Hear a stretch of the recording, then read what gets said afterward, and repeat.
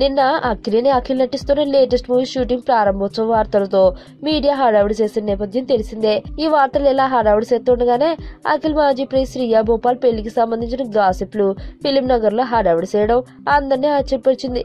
అఖిల్ తో శ్రియా భోపాల్ నిశ్చితార్థం జరిగిన తర్వాత వీరిద్దరు పెళ్లి గురించి అందరూ ఎదురు చూస్తూ ఉంటే షాక్ ఎత్తు వీరి ఎంగేజ్మెంట్ రద్దు వార్తలు టాలీవుడ్ ను ఒక కుదుపిన విషయం తెలిసిందే. ఈ వార్తలు ఇలా బయటకు రావడంతో షాక్ కు గురైన అక్కినేని కుటుంబ సభ్యులు, ముఖ్యంగా నాగార్జున, అదే విధంగా అఖిల్ కొద్ది రోజుల పాటు మీడియాకు దూరంగా ఇప్పటికే పరిమితం అయ్యారు.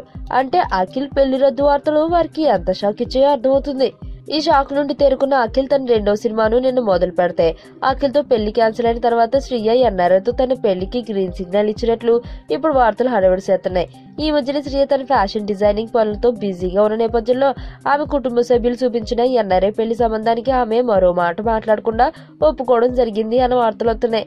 అఖిల్ రెండో సినిమా ప్రారంభమైన రోజే ఈ వార్త యాదృచ్ఛికంగా వచ్చాయా, లేదంటే వ్యూహాత్మకంగా శ్రియ కుటుంబ సభ్యులు అక్కినేని ఫ్యామిలీకి ఒక షాక్ ఇవ్వడానికి ఇలాంటి వార్తలు క్రియేట్ చేశారా అన్న అనుమానాలు చాలా మంది వ్యక్తపరుస్తున్నారు.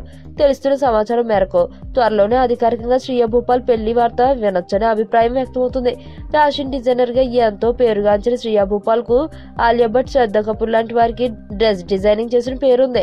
టాలీవుడ్ లో కాజల్ అగర్వాల్, రకుల్ ప్రీత్ సింగ్ లాంటి వాళ్లకు కూడా డ్రెస్ డిజైన్ చేసిన శ్రియా గతంలో తాను డిజైన్ చేసిన కాస్ట్యూమ్స్ తో గతంలో అఖిల్తో ఒక ఫోటో షూట్ ను కూడా తీసింది. ఎంతో అన్యోన్యంగా హడావిడి చేసిన ఈ ప్రేమ జంట ఎందుకు విడిపోయింది అన్న విషయమై ఇప్పటికే అక్కినేని కుటుంబం ఒక్క మాట కూడా మాట్లాడకపోవడం అందరికీ సస్పెన్స్ గా మారింది.